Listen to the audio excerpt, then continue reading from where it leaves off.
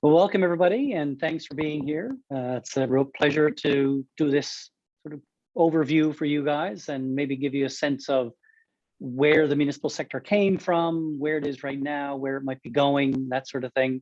So I'm going to talk a little bit about the history of where it came from, because it's important to know how the system was set up, why it was set up the way it is, that sort of thing, so that when you're working with municipalities, you have a good sense of why they do what they do and the way they do it.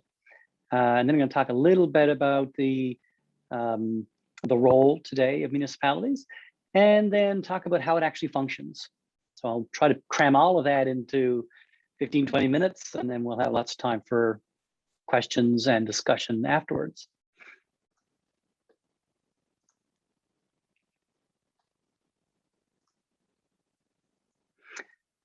So first of all, welcome to the sector. I know not everybody's moving into the sector in a full-time way. You're doing some interesting projects. You're going to be working with municipal councils. But every time we have somebody working with us, we like to feel like they're now part of our world, because I think a lot of municipal folks feel like we operate in a bubble. And it's quite nice sometimes to have people come into our bubble and realize exactly what's happening behind the scenes to make sure that people can drink their water and people can drive safely on roads, and garbage gets collected, and wastewater is treated, and all those sorts of things. Recreation is available for people. There's a lot that goes on behind the scenes, a lot of issues that councils and staff deal with on a daily basis. And I think it's going to be really useful for you guys to have a sense of what all that is and where it's coming from, and help you maybe focus your projects and your research a little bit. So a little bit of a history lesson. I won't spend too much time on this, but I am a big fan of knowing where things came from, so you understand why they are the way they are. The first incorporation of a municipality, so the first official council that got elected and could do things, was in 1888, and it was in St. John's. Just for context, Canada had been a nation for 11 years by then, and we were only just getting municipal government. We are way, way, way behind the rest of the country. In fact, way behind the rest of North America, and light years behind Europe and Africa and Asia in terms of using local government, official local government, to get things done. A lot of that comes from the way this particular part of the world was settled when Europeans came over. And it's a long tale of how T-A-I-L, not T-A-L-E, the long tale of the implications of the way this part of the world was settled. The next incorporation after St. John's wasn't for another 50 years, 1938. So now we're actually into modern times. This is between the First and Second World War. Just before the Second World War, we finally had our second incorporation. That was a place called Grand Falls Station at the time. It then became Windsor, which was later amalgamated with the town of Grand Falls, which is now Grand Falls, Windsor. That means our sector is tremendously young compared to the rest of municipal government, local democracy in the rest of Canada. The bottom point, the point on the bottom of the screen there, is the most startling one. Most of the municipalities we have in this province, and we peaked at one point at somewhere around 350 municipalities. Most of them were incorporated in the late 1960s and the early 1970s. That's a mind-blowing stat when you think about the way it works in the rest of our country, and the rest of North America and the world. We've only just barely started running municipal governments here when you compare us to a big chunk of the world. The other key thing, so we're still very new at it in a weird sort of way. Lots of people here think that, their municipality was incorporated 50 years ago. Oh my God, that's so long. It's not long. It's a blink in terms of way governance systems work. The other key point, in addition to the newness of our sector, is why it started in the first place. And that's that last point on this slide. In most places in the world, you have local governments that grew up long before national or subnational governments, because people wanted to control their own destiny. There was a desire for self-determination. Here, the key, I'm not saying there wasn't a desire for self-determination, but the key reason why we developed municipal councils in this province was because it was easier to flow funding from Ottawa or St. John's into these communities if there was an incorporated municipality there to receive the money. So we had other mechanisms at the time. There was a lot of rural development associations, a lot of what we would have called community councils. A lot of people worked directly through their MHA, their member of their House of Assembly, to get local issues addressed. We brought on local government because there was new funding available in the years after Confederation with Canada. And it just became clear that the best way to flow that money was not directly from St. John's to pay for a road in a small town. It was to give that town the money and let them pave their own road. So a lot of the incorporations that happened in the 60s and 70s were really about making sure the corporate mechanism was there to receive money. Clearly that's changed over the intervening years. I think if you were to ask councillors getting elected today, they would say, well, my job is to help create a vision for my community, to make sure residents are happy, to make sure that his services are provided effectively and that democracy runs properly in my community. If you were to ask a councillor who got elected in 1972, that person will probably say, well, my primary job is to lobby my member of the House of Assembly to make sure that I get as much money from my community as possible. And that has changed over time. And that change is starting to show up in things like municipalities demanding a better act to operate under. They want more authority. They want to be able to do more things. So that change is starting to set in nicely. Just some numbers on the state of the sector. We have 274 incorporated municipalities in the province right now. That's probably closer to 90% of the population. So not everybody in the province lives in an incorporated municipality that has a council and its own bylaws and all that kind of stuff. There are about 300, the slide says 329. It's probably a little lower than that now because the number changes quite frequently, but we have 300 plus places that don't have a municipal government. So there's actually more places without a municipal government than there are communities with a municipal government, but they're a tiny, tiny part of the population. And they're made up of two kinds of places. One, in our slide, it says LSDs, that's local service districts. So these are places that probably have a committee, they can operate some, or they can offer some basic services, they can charge a fee for those services, but they can't do taxation, they can't do land use planning, they can't do a lot of the things that a municipality can. And then we have 150 or so unincorporated places, which are tiny communities, sometimes cottage communities, where there's no local government at all. If there's any services, they're provided by the provincial government, and nobody in the community is charged directly for those services. They make up a minuscule part of the population, but quite a large number of them, and they're typically pretty remote. Of the municipalities that are out there, and we'll get into this a little bit deeper later on, but something critical for you folks to know in terms of the capacity of the offices that you'll be dealing with, 74% of municipalities have one or fewer staff. That means by legislation, a municipality has to have a town clerk. By law, you've got to have a town clerk, the person who keeps your minutes and does your correspondence and all that stuff. So 74% of our members have one or fewer staff, the fewer meaning that a large chunk of those town clerks actually work part-time. The office might only be open on Wednesdays, for example, or 2 afternoons a week. And the rest of the time, that town clerk works either in the office with the door locked or from their home. And that's quite common. About 70, I think the last stat on that slide, 78% of municipalities, just to give you some context for the staff number, have fewer than 1,000 people. 50% of our members have fewer than 500 people. So there is a chunk of fairly large municipalities at the top of the food chain. There's a few in the middle, and then there's a whole bunch that are very, very small and have very little capacity to do a lot of things. They're the ones, typically we deal with them a lot because they need the most help. The other point I want to make on this slide before I move on to the next one is just around the nature of democracy. We've been seeing, we had a pretty good set of elections that just happened in September.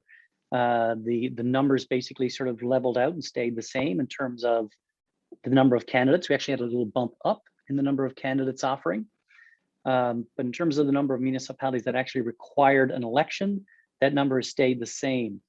And in the last election, because we don't have good numbers yet for the most recent ones, but in 2017, we looked at municipalities that had either not enough people running to fill a slate, so 5 or 7 seats, depending on what the municipality is, or maybe they had 1 or 2 extras. And when we've lumped them together and basically said, these are sort of places where we're kind of worried about the trend in terms of the number of candidates, that was 70% of the municipalities in the province. So 70% of the municipalities that had elections, we would have categorized those elections as weak because they didn't have a lot of people turning out. They might have had just enough or maybe 1 or 2 extras. Like I said, in the last election that just happened, that seems to have plateaued a bit, and we actually had a little bit of a bump up in the number of candidates. I'll talk about this in a minute, but we did a lot of work on that in social media and in other places trying to raise the profile. So I'm thinking we had a little bit of impact there. Major issues that are facing the sector, and some of these haven't changed for quite a long time. These are, the phrase we hear all the time now in policy circles is wicked problems. These are problems that are systemic. There is no single solution. There are multiple solutions required, and they're going to take multiple years to fix. Road construction and maintenance is always an issue with our members. The terrain, the weather, the amount of traffic that's going over them, the money they have available to do ongoing maintenance, all contributes to the fact that a lot of our roads are in difficult shape. We have big issues around wastewater treatment. The vast majority, especially of coastal communities in this province, simply empty waste sewer out into the ocean and have been doing so for many, many, many years. There are new federal wastewater regulations around the treatment of that sewer, and it's going to be a big bill for our members. We're thinking close to $1 billion over the next 10 years to do the kind of treatment that's required. So we're working with our members trying to help them understand how this can happen, where are they going to get this money, how are they going to find these technical solutions and the operational solutions to make it happen. Because, as the bottom graphic points out, very limited revenue options available to municipalities. And this is a big issue in the sector, a big advocacy issue for MNL. Municipalities have access to essentially one primary revenue source. It makes up 75 to 80% of their own source revenue, which is property tax. And property tax has some pretty significant and well written up issues with the way it works. It is a tax source that doesn't move typically. So if there's a house there, a property there, people don't typically move to Toronto and dig up their land and bring it with them. So somebody's going to buy that property and they will pay the taxes on it. But it is a difficult tax to collect sometimes. It is a regressive tax in that it doesn't really recognize your ability to pay. So we've had some challenges with it. And we're trying to work out what options there are for that, alternatives for that. And of course, the last one, just had a call with somebody from the media on this morning, clean and safe drinking water. There are about 200 boil water advisories happening in the province right now. If you were to print off the list, I think it's 16 pages or 17 pages of municipalities that have, and other places, local service districts, that have drinking water issues that have come to the point where they have to have a boil water advisory. We had some work done a few years ago. A professor from Memorial, Dr. Tom Cooper, did a piece of work looking at the state of drinking water systems across the province. And his analysis showed that about 43% of municipal drinking water systems were beyond their expected life, which meant either significant maintenance was going to have to happen soon, or those systems would have to be replaced because now they're at high risk of failure. And we're starting to see that around the province. We have many, many systems that were built in the 70s when there was a lot of provincial money going into that sort of thing. And those systems are now quite old. Municipalities don't have the money or the capability to do a lot of the maintenance, the ongoing maintenance. So those things are springing leaks, running out, breaking faster than we would like, and we need to do something about that. So last sort of doomsday slide. The other big issue that not just municipalities are facing, but our province is facing, are population decline. As you can see from the slide, this is just a sample, some projections that came out of the Harris Center. The Northeast Avalon is really the only part of the province that's looking at any kind of population increase over the next 15 to 20 years. Even areas like Corner Brook, which is an urban center, one of the 3 cities in our province. Well, I'll chat a bit more about what that means in a second. They're looking at almost a 23% population drop. And that's the region around Corner Brook, not just the city of Corner Brook. Labrador Straits, expecting to be down by almost 40%, 37%. Burin Peninsula, expecting to drop by 27%. These are not outliers. These are sort of standard numbers for across the province. That has a big impact in terms of the population of people available in any community to do the kind of volunteer things that municipalities need done.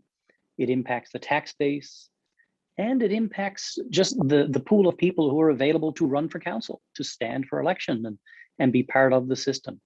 So these are things, when we talk about regionalization and the potential for regional government in our province, one of the things we're thinking about is a lot of the small communities in this province are going to face a time in the next 15 to 20 years when there's simply not enough people to run for council. They won't get enough people to run, and they need some sort of governance system there to help them when that day comes.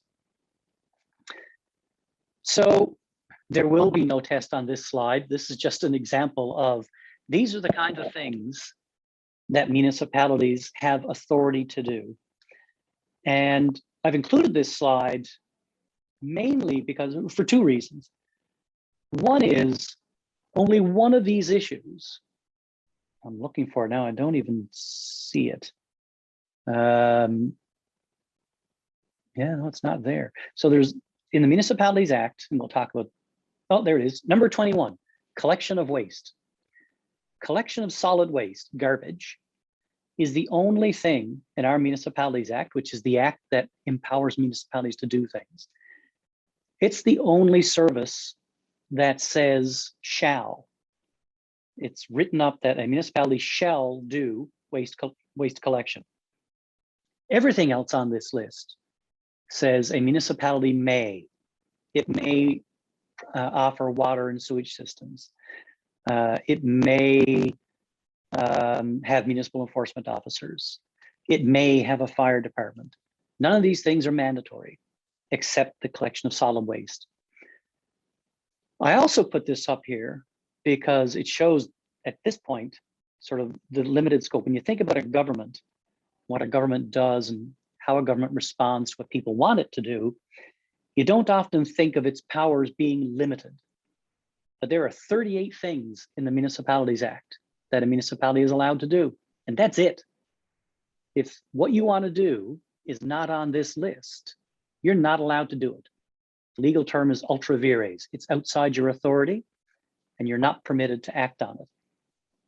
So municipalities have been very creative over the years, trying to meet residents' needs with the limited powers they have. But the fact remains right now, and we're about to get new legislation, but right now, the case is still that a municipality can only do these 38 things.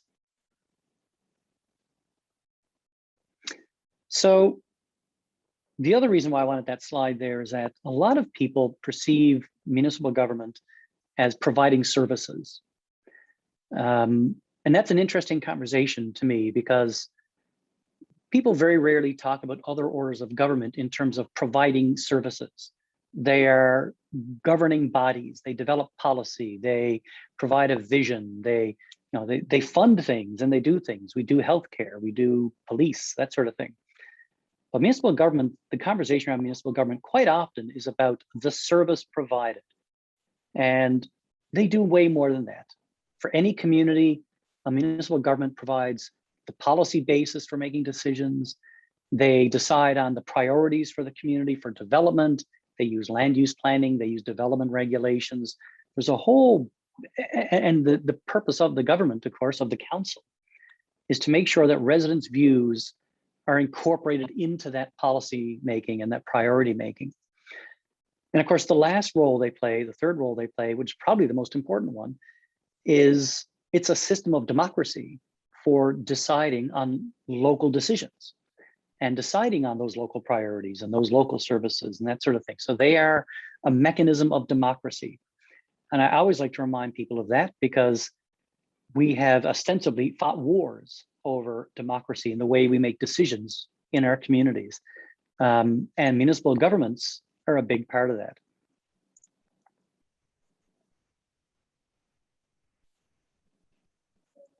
So I jumped ahead a slide there, sorry about that. This is sort of a quick snapshot of how the system works. And I've got 4 key parts here that I'm gonna comment on. I won't take too much time on it, but if anything I say spurs a question, then we've got time at the end for questions, no problem. Questions. And I'm gonna start at the bottom right, the provincial government, because it's very important that everybody understand the context that councils exist in. Municipal government has no constitutional powers. We don't exist in the Constitution. We're not named as an order of government. Municipal governments are, and the colloquial term in Canadian policy is, we are creatures of the province. In other words, every provincial government and territorial government across Canada has some sort of legislation that allows it to create municipalities and give municipalities whatever delegated authorities they want to give it. The municipalities in and of themselves have no self-determined authority. It's all provided by the provincial government, and it can be removed by the provincial government. So worst case scenario, extreme scenario, the provincial government could decide literally tomorrow, we don't want municipalities anymore. We think we can run the whole province out of the Confederation building. They can abolish the Municipalities Act. They can get rid of the cities of St. John's, Mount Pearl, and Corner Brook Acts and just run everything from the Confederation building. And there's no legal mechanism to stop that. The other point, that isn't going to happen. They would be terrified to do something like that because the system just works too well. But theoretically, that's within their power. And it's important to know that because municipalities depend so heavily on that delegated authority from the provincial government. That is, we hope, about to change because the provincial government worked with us on a piece of new legislation that would give municipalities much broader authority to do what they need to do to meet residents' needs. So it's called enabling legislation in our world. And it'll basically say, look, here is the 7 or 8 areas, broad areas that municipalities are responsible for. And as long as you're not breaking any provincial laws or breaking any federal laws, you can do whatever you want to serve your residents within these broad areas. And it's up to you to manage the residents' expectations and your budgets and all that sort of thing. We won't get in your way. So not every municipality obviously is going to have the capacity to do that kind of stuff. But for a lot of municipalities, this will really free them up to do things that residents have been asking for a very long time. The province also has a Department of Municipal and Provincial Affairs, and they manage the legislation. They also have staff who provide support to municipalities across the province. So they would have a couple dozen staff in various municipalities, various communities around the province. And if your municipality has a question about the act or about whether you're allowed to do something, those folks are there to help you out. Obviously, the biggest piece of the puzzle, or of the gears in this case, are the councils themselves. So councils are elected through municipal elections. Most of them have 7 councillors.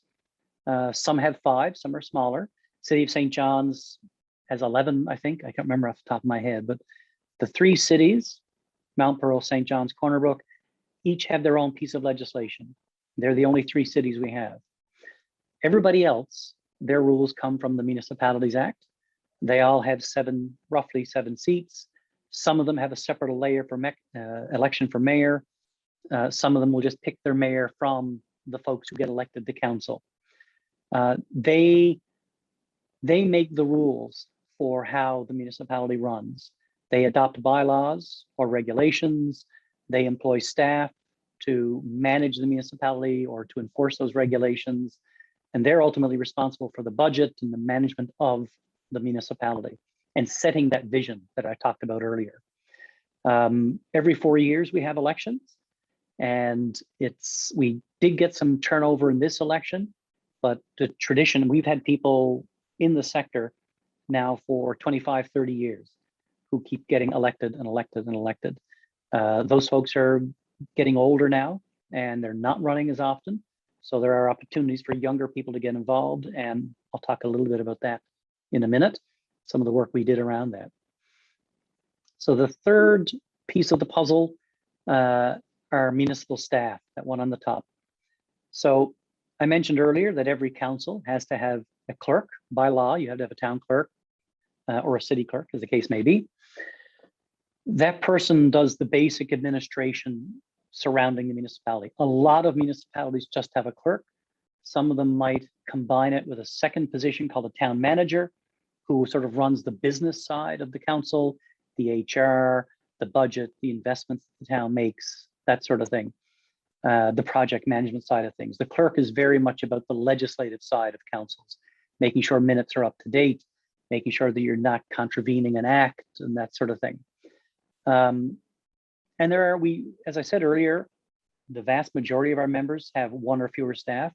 Once you get above that number of, say, a couple thousand people, you get into a group of municipalities, many of which you folks will be dealing with, where they do have a full staff. They might have 15 or 20 people on staff.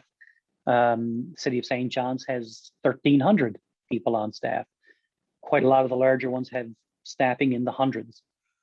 But the main bulk of our sort of mid-sized members would have a few dozen staff, and they have outside workers who work in the dump trucks, work on the sewer lines, all that kind of stuff. And they have inside workers who do all the administration, who do the economic development, who do the recreation planning, the land use planning, all that kind of stuff. A very, very, very important part of the municipal system. Nothing would get done without the staff. They provide, not only do they deliver the services, but they actually advise the councils on how to make decisions and what decisions to make. So they provide advice to the councils can consider that advice, and then they make a decision. And once the decision is made, the staff implement it. The last piece of the puzzle on the bottom there is us. So MNL, Municipalities Newfoundland and Labrador, and PMA, which is the professional municipal administrators. They're the group that represent the staff, represent all the administrative staff, the bosses in the council offices. So we do all kinds of stuff. I'm not going to get into all of that right now, but essentially we're the advocacy organization for councils. We go to the province or we go to the federal government to say, listen, this piece of legislation is causing problems for us. Can we fix it? We lobby for different revenue sources. We lobby for different rules to be applied so that municipalities can get stuff done easier. And we also provide a lot of services. So this project we're doing right now with you folks is a way for us to engage in the education system, post-secondary, to work with CNA, to work with you, but also to help our members who need better advice, different advice than they quite often get, and more resources to help them make those critical decisions about how their community is going to grow and change over the next decade. So we do, the 2 sides of MNL are very complementary. So quite often we will develop services based on the advocacy work that we've been doing. So we We know there's a gap in terms of engineering in the sector. So part of what we're doing here, part of what the work we've done with Memorial is trying to plug some of those holes in municipalities, but at the same time, we're advocating for better resources for municipalities to hire engineers or to hire engineering services, and trying to make the rules work a little more easily for municipalities there. So we come at it from two directions quite often.